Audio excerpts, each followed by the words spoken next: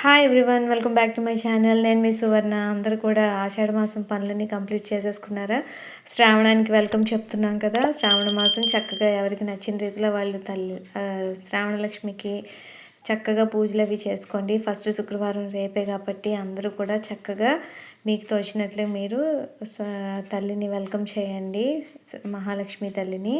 So నేను కూడా అన్ని పనులు ముగించుకున్నానండి. ఇంకొన్ని చేస్తూ మీతో మాట్లాడుకుందామని నేను కొన్ని టాపిక్స్ అనేవి ఉన్నాయన్నమాట.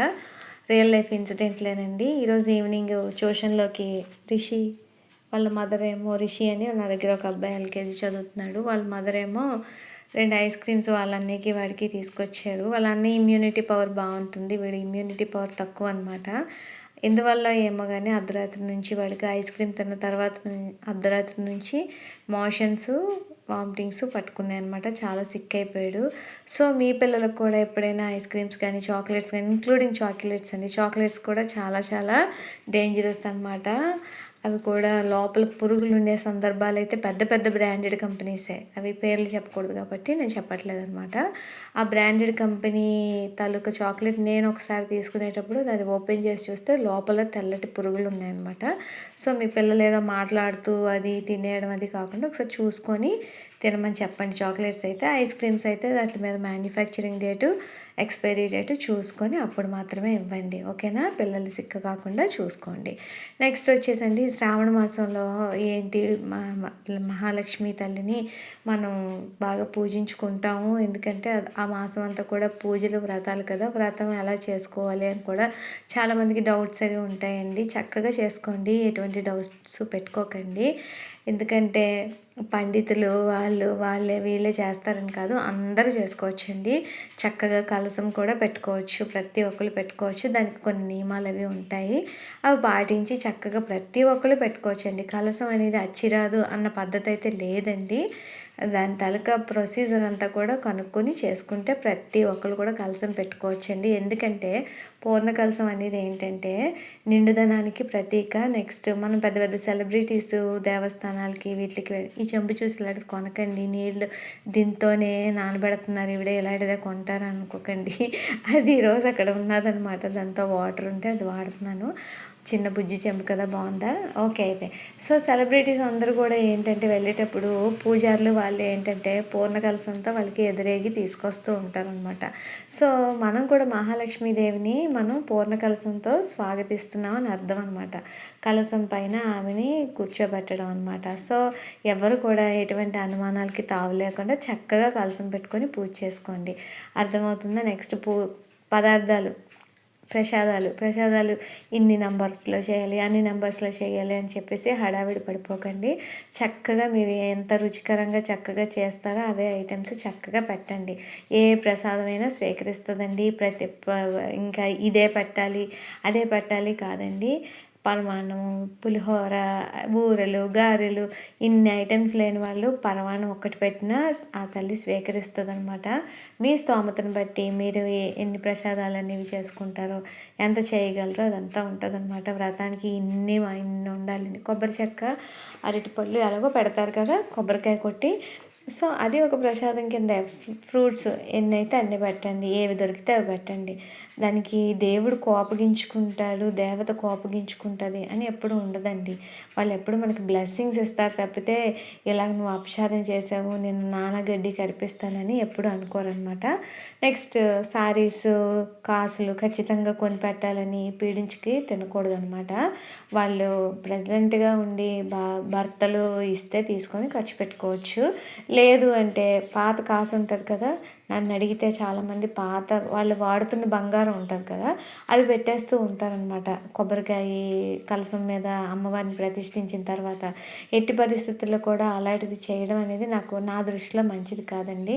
మనం వాడుతూ ఉన్న వస్తువుల్ని అమ్మవారికి అలంకరించడం అది ఎంతవరకు సమంజసం అండి? ఆమెకంటూ ఒక కాసు అనేది ఎప్పుడూ ఒకటి ఉంచేయాలండి అమ్మవారికి. ఆ కాసు ఎప్పుడు కూడా ఆమెకి మాత్రమే ఉండాలన్నమాట. అది అలా ఉంచేస్తే మనం ఎన్నో వాడతాము. ఎప్పుడూ ఏసేసుకుంటాం. మనం మన ఒంటి మీద ధరించిన ఆటిలిని తల్లికి పెట్టొచ్చా? పెట్టకూడదు కదా! ఆమె దేవతామూర్తి కదా! ఆ స్వరూపానికి మనం వాడినవి పెట్టకూడదని నా అభిప్రాయం మాత్రమేనండి. మిగతా వాళ్ళు ఏం చెప్పినా అది మీరు పాటిస్తే పాటించండి. నేను మాత్రం ఒక కాసు అనేదాన్ని ఎప్పుడూ ఆ తల్లికి అలాగట్టే పెట్టి ఉంచేస్తానండి. కొత్తవి ఏమైనా కొనేటప్పుడు మాత్రం మళ్ళీ అవి అలంకరిస్తాను. కానీ వాడిన వస్తువులు మాత్రం ఆ తల్లికి అలంకరించననమాట. నెక్స్ట్ వచ్చేసి గిఫ్ట్లు. వాయినాల్లో గిఫ్ట్లు ఏమివ్వాలి? గిఫ్ట్లు ఇవ్వాలా? అసలు గిఫ్ట్లు ఇవ్వకపోతే మనం ఒక పూర్ ఫ్యామిలీ అని అందరూ అనుకుంటారని మనం అనుకుంటూ ఉంటామండి. కానీ కాదండి. మన స్తోమతకి తగ్గట్టు ఏదైనా ఇస్తే ఇవ్వచ్చు, లేకపోతే లేదండి. కానీ తాంబూలంలో మాత్రం ఆకులనేవి చాలా చక్కని ఆకులు ఇవ్వాలండి. వంకర పోయినవి, సొట్లు పడినవి, కన్నాలు పడినవి అలాంటివి అస్సలు ఇవ్వకూడదు. వాయినంలోకి ఇచ్చేటప్పుడు మంచి చక్కటి ఆకులు 2 దాని మీద అరటిపళ్ళు కూడా బాగా పితపితలాడి అంటే బాగా పండిపోయినవి, నెక్స్ట్ ముద్దగా అయిపోయిన అరటిపళ్ళు అవి కాకుండా చక్కగా మంచి తినబుల్గా ఉండే అరటిపళ్ళు, ఒక్క కంపల్సరీ దక్షిణ కూడా పెట్టండి. ఎందుకంటే ఈ మధ్యకాలంలో దక్షిణ అనేది పెట్టట్లేదు. ఆ రూ. 1 ఎక్కడ దాచేస్తామండి? రూపాయే కదా పెడతాం. మరీ బాగా చేసే వాళ్ళైతే గట్టిగా రూ. 5, రూ. 10 పెడతారు దక్షిణ. అలా కాకుండా ఆ రూపాయికి కూడా ఈ మధ్య ఏంటంటే దక్షిణ పెట్టట్లేదు జనాలు.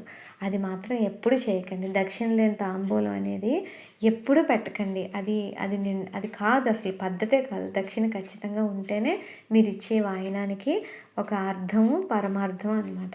ఓకే, అలా చేసుకోండి. ఇచ్చే వాళ్ళకి ఇవ్వండి. తాంబూలం ఇచ్చినా సరిపోతుందన్నమాట. లేదు పర్వాలేదు పెట్టగలం అని చెప్తే చక్కగా జాకెట్ ముక్కలు అవి తీసి పెట్టచ్చు. మంచివి ఇవ్వండి. ఎటు సరిపోని బట్టలు ఇవ్వకండి. ఒక 80 కేజీల ఆవిడని తీసుకొచ్చి 1/2 మీటర్ ముక్క కూడా లేకుండా 80 సెంటీమీటర్ల ముక్క అలా ఇస్తే కనుక అది ఆవిడ ఏం కట్టుకుంటుంది? ఏ మసిగుడ్డు కింద వాడుకుంటుంది అనమాట. అలాంటివి చేయకండి. చక్కగా కొంటే మంచిది కొని పెట్టండి. 1 మీటర్ అనేది పెట్టండి. ఆవిడ సన్నమైతే కావచ్చు, లావైతే కావచ్చు, 1 మీటర్ అనేది కంపల్సరీగా చూసుకోండి. డిఫరెంట్ డిజైన్స్ కొనేసి అవన్నీ కూడా 80 సెంటీమీటర్లు అంటే ఇప్పుడు అస్సలు జనాలకి ఏవి సరిపోవట్లేదు అనమాట. అడ్డదిడ్డంగా జంక్ ఫుడ్ తినేసి శరీరాలు అయితే పెరిగిపోతున్నాయి. జాకెట్ ముక్కలన్నీ కూడా ఓ దగ్గర పడేస్తున్నారనమాట. సో అలాంటి పని అయితే చేయకండి. ఇస్తే మంచివి ఇవ్వండి. లేదంటే తాంబూలం ఒక్కటిచ్చినా సరిపోద్ది. ఇంకా గిఫ్ట్లు అంటారా? అది మీ ఓపిక, మీ ఇష్టం. మీరు ఎలాంటి గిఫ్ట్లు పంచుతారో అదని మీ ఇష్టం అనమాట. నెక్స్ట్ తల్లికి పెట్టి ప్రసాదాలు అయిపోయాయి. తల్లికి పెట్టి చీర జాకెట్టు వస్త్రం సమర్పయామి అంటాం కదా. ఆ చీరలు జాకెట్ల కోసమని మనం చెప్పాను కదా, మనం ఇంట్లో వాళ్ళని ఇబ్బంది పెట్టకుండా తీసుకోవాలని చెప్పేసి. సో ప్రసాదాలు వండిన తర్వాత అవి ఫ్రిడ్జ్లో మురగబెట్టుకొని తినకండి. మ్యాక్సిమం ఏంటంటే మీకు సరిపడే తల్లికి పెట్టేసిన తర్వాత ఇంటి చుట్టుపక్కల వాళ్ళకి ఏమైనా ఇవ్వగలిగితే ఇవ్వండి. పేదవాళ్ళకి ఇవ్వగలిగితే ఇవ్వండి. ఓకేనా? అంతేగాని 5 రోజుల వరకు అవి తింటూ ఉంటాము, బాత్రూమ్కి వెళ్తూ ఉంటాం అని చెప్పేసి అనుకోకండి. చక్కగా మంచి ఫుడ్ తీసుకోండి. ఓకేనా? Fresh food is always best for health అనమాట. సో ఇదండి ఇవాళ వీడియో. నచ్చినట్లయితే like, share, subscribe my channel.